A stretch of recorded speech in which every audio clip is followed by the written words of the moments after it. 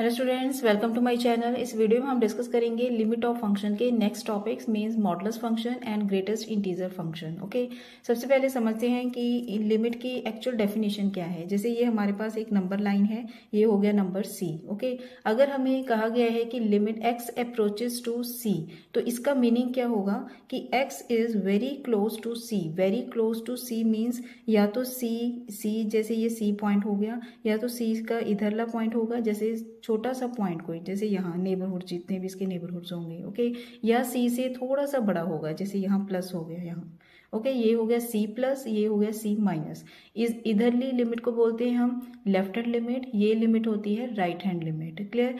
But x is not equal to C, इसकी definition ये है कि x is not equal to C but very close to C. Clear, ये है इसकी डेफिनेशन। अब है मॉडुलस फंक्शन। मॉडुलस फंक्शंस को कैसे सॉल्व करना है हमने। देखिए, कोई भी मॉडुलस फंक्शन है, जैसे मॉडुलस ऑफ एक्स की ही बात करें हम, तो इसकी डेफिनेशन क्या होती है, x if x is greater than zero means अगर पॉजिटिव वैल्यूज होंगी, and minus x if x is less than zero. Okay, तो मीन्स अगर लेफ्ट हैंड लिमिट है, इतना तो किया होगा आपने कि लेफ्ट हैंड लिमिट जो है ये माइनस की तरफ, एंड राइट हैंड लिमिट है वो प्लस की तरफ होगी। ओके, अब जैसे इस क्वेश्चन को हमने सॉल्व करना है, मॉडुलस फंक्शन को कैसे सॉल्व करेंगे। देखिए, x tends to zero means इसमें राइट हैंड लिमिट भी लेंगे हम, लेफ्ट हैंड लिमिट भी लेंगे। जैसे limit x tends to zero minus means हमने ली left hand limit, means zero से थोड़ा सा छोटा नंबर लेना है हमने।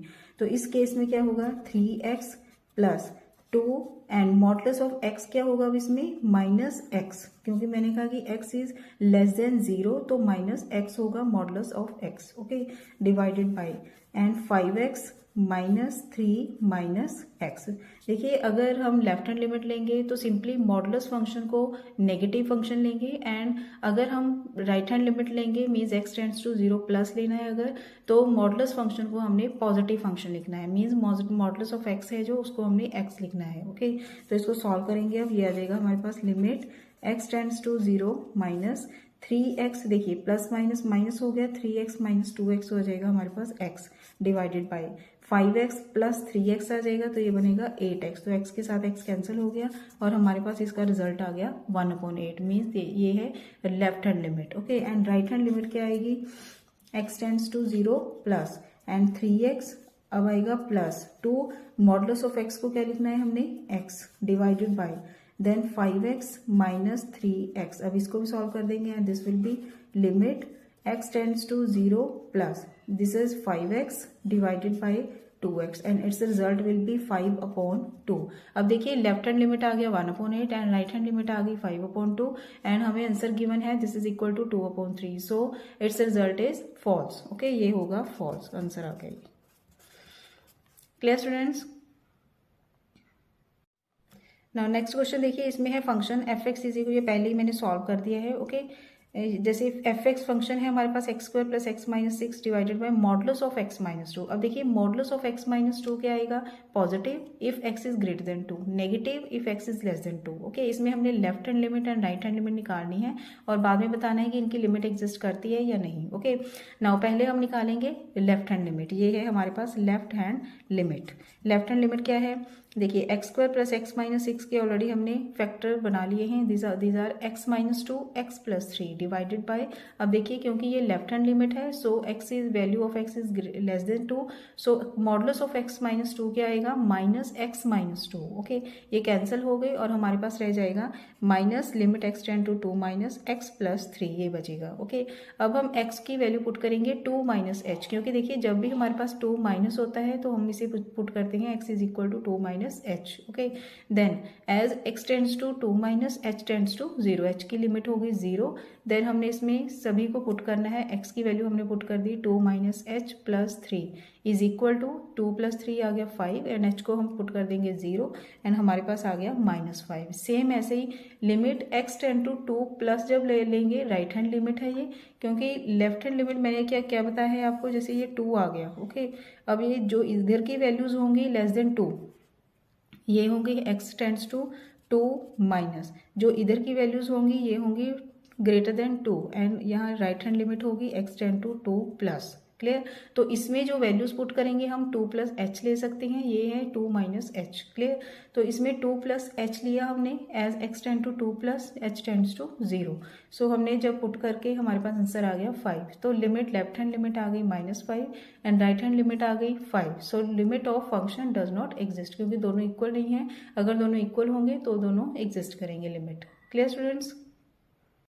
नेक्स्ट थर्ड क्वेश्चन, इसमें है x tends to infinity 1/2 raise to power x minus 1। ये बिल्कुल सिंपल क्वेश्चन है। इसमें सिंपली हमने इन्फिनिटी जब हम पुट करेंगे तो हमारे पास आ जाएगा 1/2 रेज़ टू पावर इन्फिनिटी क्या होगा, इन्फिनिटी ही आ जाएगा। -1 इज इक्वल टू 1/इन्फिनिटी is 0, -1 is equal to -1 answer. Okay, ये सिंपली आंसर आ गया।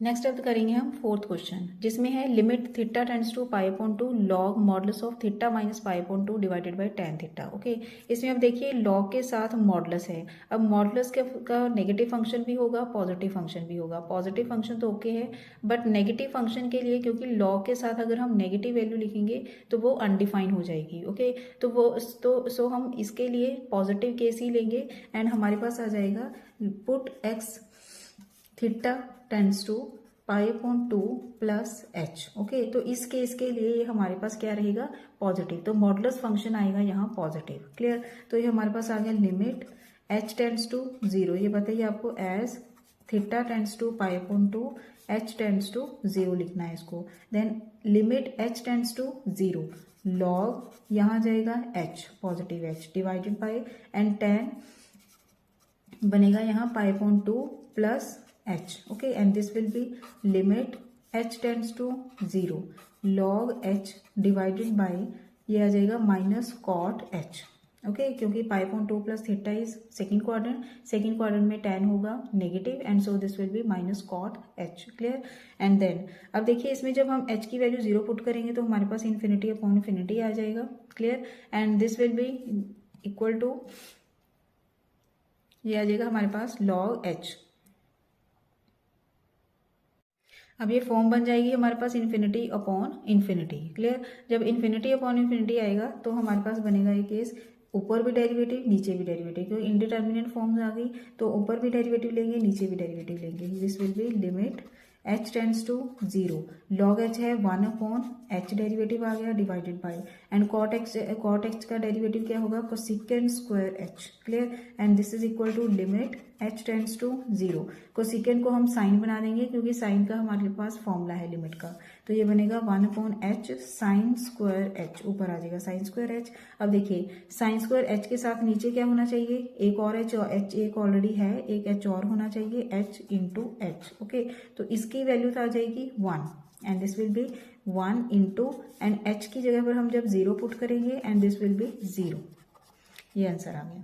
क्लियर स्टूडेंट्स, ये तो हो गई मॉडुलस फंक्शन को कैसे हमने सॉल्व करना है।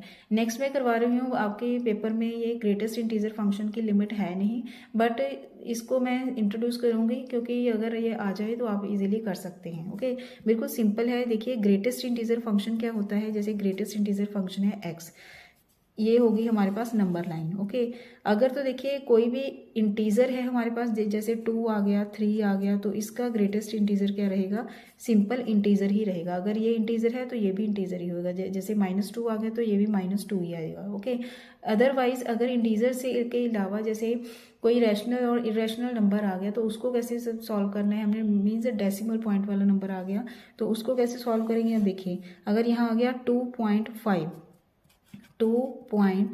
ओके, 2.5 कहाँ होगा, जैसे ये 2 हो गया, ये हो गया 3, 2.5 जो है वो किसके बिटवीन है, 2 और 3 के। ओके, 2 और 3 के, तो जो इसकी लेफ्ट साइड की वैल्यू होगी वही इसका आंसर होगा। जैसे ये आ गया 2। ओके, जैसे हमारे पास आ जाए अगर 3.1, तो 3.1 कहाँ होगा, बिटवीन 3 और 4 इंटीजर, तो इसकी जो लेफ्ट साइडेड वैल्यू होगी वही इसका आंसर आएगा। ये आ गया 3। क्लियर, ये तो होगी definition of greatest integer function. अब देखिए इसकी लिमिट कैसे सॉल्व करनी है हमने। अब हमारे पास जैसे ये है, एक है question, limit x tends to 2 x minus greatest integer x, जैसे ये क्वेश्चन है हमारे पास। ओके, तो इसको देखिए कैसे सॉल्व करना है, क्योंकि इसकी left hand right hand limit दोनों ही हम सॉल्व करेंगे, क्योंकि 2 जो है 2 की लेफ्ट लिमिट भी हम डिस्कस करेंगे, राइट हैंड लिमिट भी डिस्कस करेंगे। जब हम करेंगे x tends to two minus, okay, two minus जब हमने करना है एक्स माइनस, जैसे यहाँ आ गया एक्स। अब देखिए जब हम टू माइनस करेंगे तो इस केस में देखिए जब टू माइनस होगा तो ये आ गया यहाँ, यहाँ होगा, ओके। एंड जो ये वैल्यू होगी वो किसके बिटवीन लाई करेगी, 1 and 2 के, ओके। तो डैट मीन्स इसका आंसर क्या आएगा, 1 आएगा इसका आंसर, क्लियर। तो हमारे पास आंसर आ जाएगा limit x tends to two negative, इसकी जगह पर तो आ जाएगा टू माइनस एच, जैसे हम वैल्यूज पुट करते हैं सेम वैसे ही आएगा। ये आएगा हमारे पास टू माइनस एच, यहाँ आएगा एज एच टेंड टू 0 ही पुट करेंगे इसमें।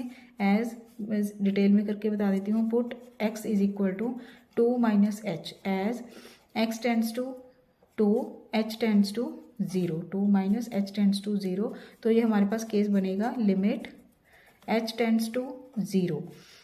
नाउ x की वैल्यू पुट की हमने two minus h minus greatest integer two minus H, clear. And this will be limit, देखिए टू माइनस एच की जगह पर 0 minus, now two minus h, ये मैंने बताया आपको कि टू माइनस एच का मीनिंग क्या होगा, यहाँ कोई वैल्यू होगी, ओके। तो ये लाई कर रही है 1 and 2 के बिटवीन, तो इसकी लेफ्ट साइडेड वैल्यू होगी डेट इज 1, तो इसका आंसर आ जाएगा यहाँ 1। तो टू माइनस 1 आ गया 1 इसका answer, okay. And right hand limit को कैसे सॉल्व करना है, limit right hand limit will be limit x tends to two plus, same वैसे ही सॉल्व करेंगे x minus x this one. Now put x is equal to 2 plus h as x tends to 2 plus h tends to 0, and this will be limit h tends to 0, 2 plus h minus greatest integer 2 plus h, clear।